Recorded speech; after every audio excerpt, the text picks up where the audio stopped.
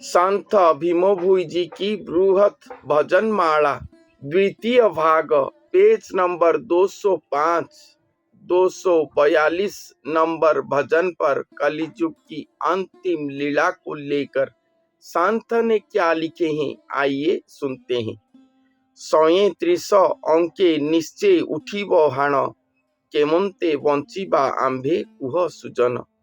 संत यहाँ पर लिख रहे हैं कि 37 अंक अर्थात 37 अंक पर सुनिश्चित ही हाण उठेगा अर्थात संहार पर्व चल रहा होगा। तो उससे हम किस तरह से जीवित रहेंगे, हे सुजन जन, ये बात तुम सब कहो।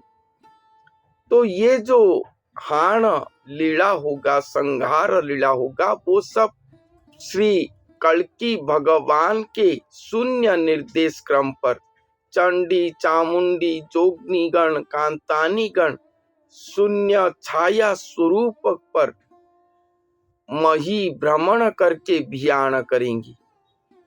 केवल भक्त जन जो अपने हृदय पद्म पर स्वयं श्री भगवान के नाम को जाप करते होंगे, उन्हीं को स्पर्श नहीं करेंगे, बाकी किसी को भी जीवित नहीं रखेंगे।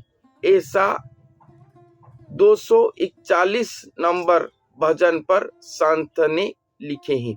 और ये लीला कब होगा उसके बारे में एक समय दिए हैं कि 37 अंक पर ये हो रहा होगा। तो 37 अंक कब पड़ता है?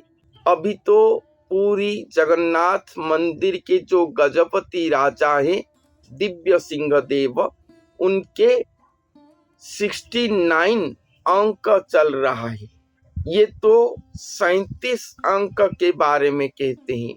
उड़ीसा के जो भविष्य मालिका को वर्णन करने वाले पंडितगण हैं, वो सब अंक सभी को वही मसीहा के रूप में वर्णन करते हैं। जैसे 24 अंक को 2024 कहते हैं, 25 अंक को 2025 कहते हैं, इस तरह से वर्णन करते हैं। मगर मैं ऐसा नहीं कहता, इसका क्या अर्थ है संत ही जाने। मगर जो लक्षण आदि वर्णन करे हैं कि ये जब लीला होगा तब पूरी जगन्नाथ मंदिर के राजा दिव्य सिंह देव होंगे, उनके कोई पुत्र संतान नहीं होगा, ये सच है। अभी दिव्य सिंह देव राजा हैं, उनके कोई पुत्र संतान नहीं है, उनके समय पर ये सब लीला होगा। तो समय को देखेंगे तो ये सब कुछ यही समय को सूचित करता है। मगर ये जो अंक का समय दिए हैं सभी महापुरुषों ने, इसे समझना थोड़ा कठिन है।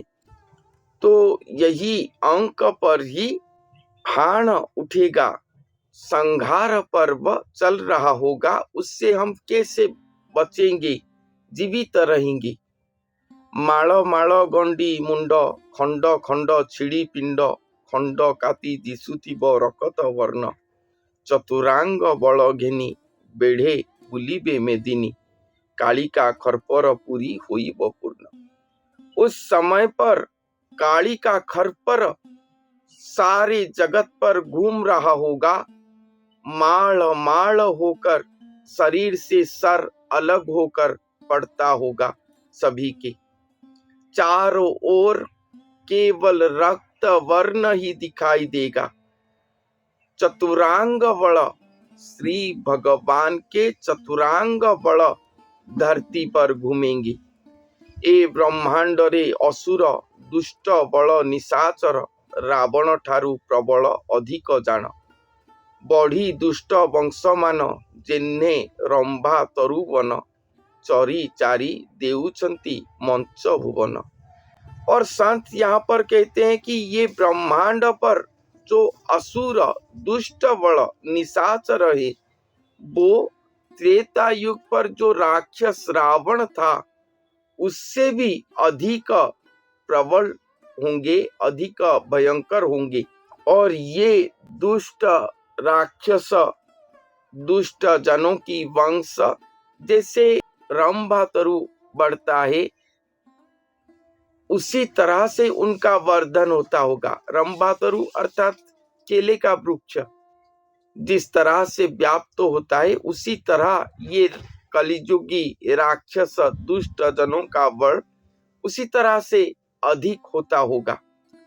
चारि जुगर भकत चारि जुगर दैत, जन्म करी अछंती अनादि ब्रह्म, चौदिगे छंती घोटी छिड़ी जीवे कोटि कोटि, जेते बेले आरंभिबे चकुरी रण।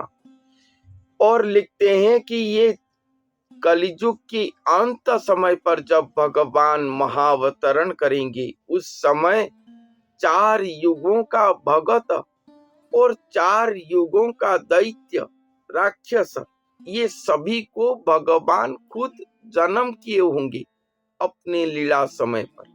4 युगों पर जितने भी भक्त सृष्टि हुए थे और 4 युगों पर जितने भी राक्षस सृष्टि हुए थे, सभी इस लीला के समय पर जन्म लिए होंगे। और ये सभी राक्षस बल केवल भारत पर नहीं, सारे विश्व पर चतुर्दिग पर जन्म लेकर रहे होंगे। इसीलिए भगवान की चतुरंग बल जोगनी, कांतानी, चंडी, चामुंडी, ये सभी शक्तिगण धरती पर घूमेंगे और राक्षसों को देखकर उनका वध करेंगे। केवल राक्षस तो मनुष्य के रूप में जन्म लिए हैं, दुष्ट मानव के रूप में, वो सभी को पहचान कर वो सब नाश करेंगे। और ये रण, ये युद्ध जब आरंभ होगा तभी ये संहार लीला दिखाई देगा धरती पर। और ये युद्ध कब आरंभ होगा? जब भगवान प्रकट होंगे, भगवान धरा होंगे।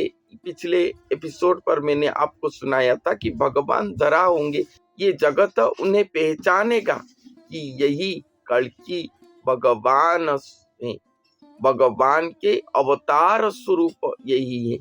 जब पहचान लेंगे उसके बाद ये युद्ध आरंभ होगा, ये संहार पर्व आरंभ होगा।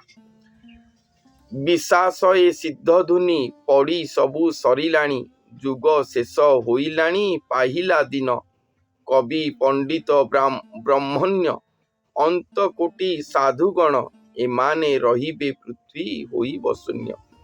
विशासय सिद्ध धुनि अर्थात एक विशासय का मतलब 120। ये सिद्ध धुनि जो होना चाहिए वो सब हो चुका होगा। ये कलिजुग का युग शेष समय हो चुका होगा। कलिजुग का जो अंधार समय है वो खत्म होकर फिर से सुबह आरंभ हो रहा होगा। उस समय कवि, पंडित और ब्राह्मण्य, ब्राह्मण दोनों अलग है, कुलीन ब्राह्मण नहीं, ब्राह्मण्य जो ब्रह्म को जानते हैं, ब्रह्म के साथ सुसंपर्क स्थापन करके रहे हैं, ब्राह्मण्य। अंत कोटि, अनंत कोटि साधुगण, ये सब पृथ्वी पर रहेंगे और बाकी जितने भी लोग हैं सब मृत्यु लाभ करेंगे, नाश जाएंगे, पृथ्वी शून्य हो जाएगा।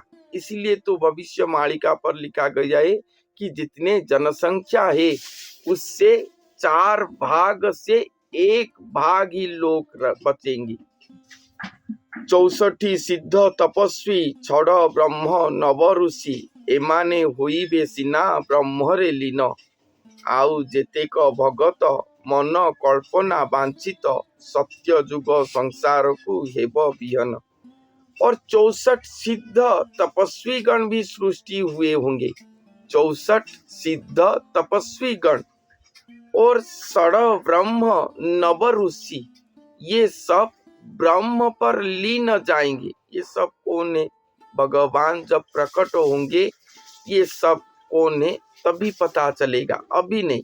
जो कहते हैं कि ये 64 सिद्ध तपस्वी के बीच में एक है, 12 गोपाल जो होते हैं भगवान के प्रिय, द्वापर में भगवान के साथ लीला करे थे गोपपुर पर, ये उन्हीं में से एक है। भविष्य मालिका को देखकर सब चिन्हट करते हैं उन सभी को। ये सब कुछ गलत है।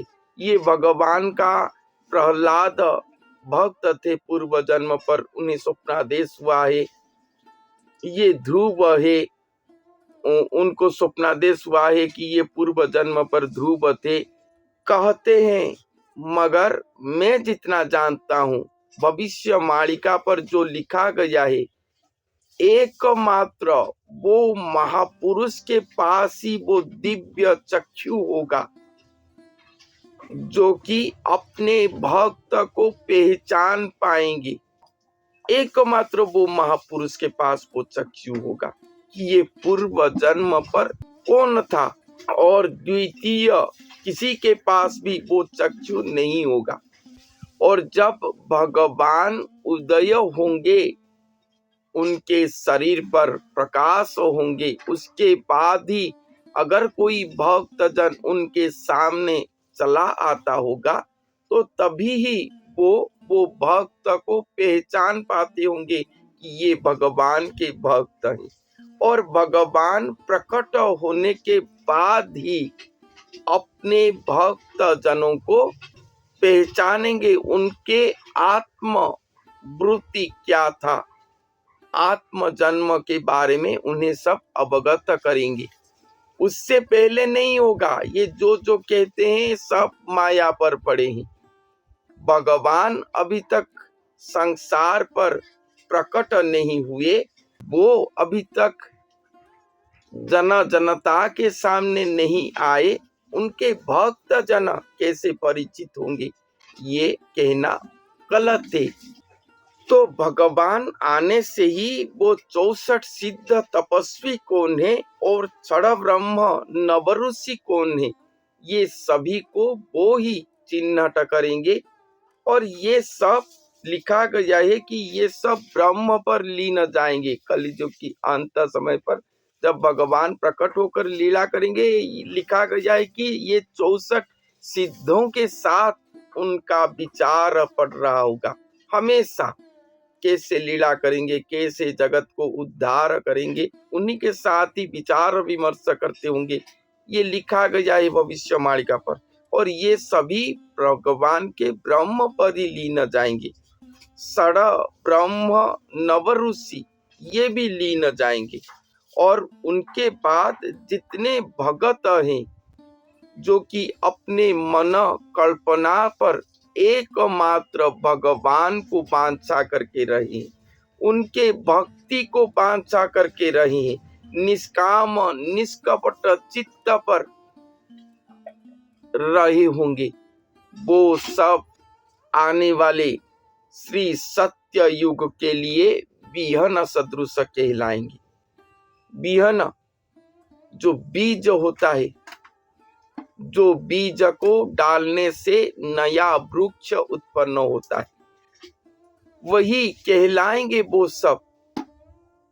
अनास्त प्राणी अटई शाखा मोर केही नाही, आपे गुरुदेव जाई कले तारण, उच्छन होइला मही केमंते व्रतिबी मुही, भीम भोई डाकुची संभाल शरण।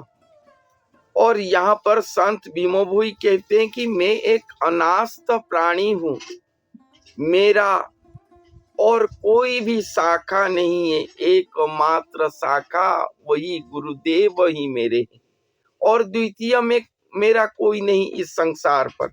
एक अनास्त प्राणी हूँ और स्वयं गुरुदेव ही स्वयं अवतार लेकर सभी को उद्धार करेंगे। ये मही महापाप के कारण उच्छन हो रहा है, मैं किस तरह से उद्धार हो पाऊंगा, अभी तो लीला नहीं हो रहा है, लीला तो बहुत देरी है। संत भीम भोई ये कहते हैं, ये तो मेरे ख्याल से 1600 ख्रीष्टाब्द पर जन्म लिए होंगे, 1600-1700 ख्रीष्टाब्द पर वो जन्म लिए थे, तब ये लीला नहीं होने वाला था।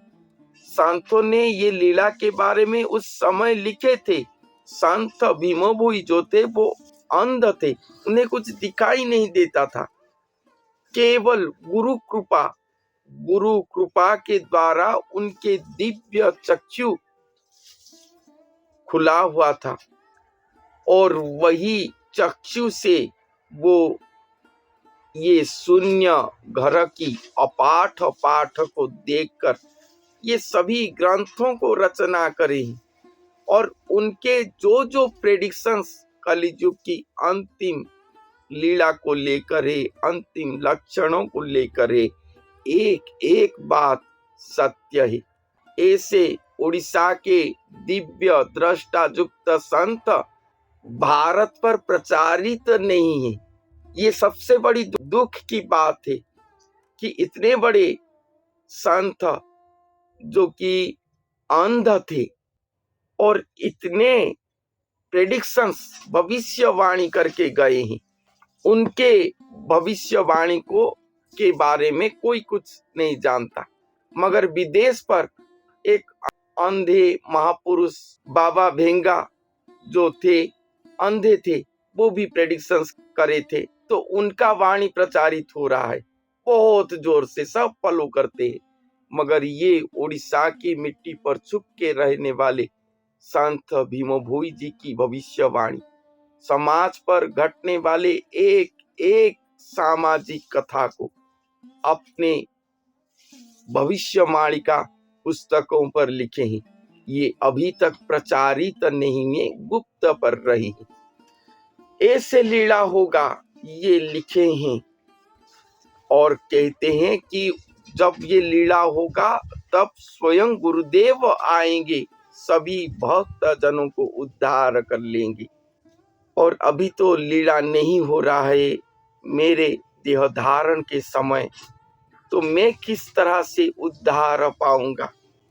इसलिए श्री गुरुदेव के श्री चरण के नीचे संत भीम भोई शरण जा रहे हैं कि आप ही ये जगत का उद्धार करता हो, मुझे भी आप उद्धार कर दीजिए। ऐसे भविष्यवाणी लिखे हैं। कौन से अंक पर होगा ये भयंकर संहार लीला, उसी के बारे में इस भजन पर सूचना दिए हैं, संकेत दिए। तो आज के लिए इतना ही, धन्यवाद।